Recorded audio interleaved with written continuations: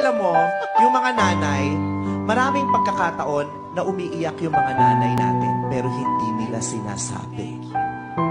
Maraming pagkakataon na humahagulgol yung mga nanay natin, pero hindi natin alam. Maraming beses silang umiiyak, pero hindi nila ipinapaalam sa atin. Umiiyak yung mga nanay natin, pagpakiramdam nila, nababastos natin sila.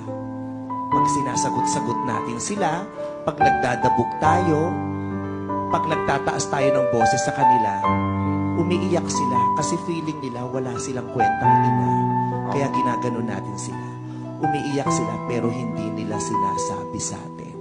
Umiiyak sila pag may hinihingi tayo na hindi nila maibigay. Kasi nanliliit sila. Hiyang-hiya sila dahil gusto nilang ibigay pero hindi nila kaya. Alam nating nagtatampo tayo. At pag hindi nila maibigay yun, umiiyak sila. Pero hindi nila sinasabi. Umiiyak yung mga nanay natin pag nag-aaway-away tayo magkakapatid. Pag yung ang tatanda na natin pero hindi tayo nagkakasundo-sundo.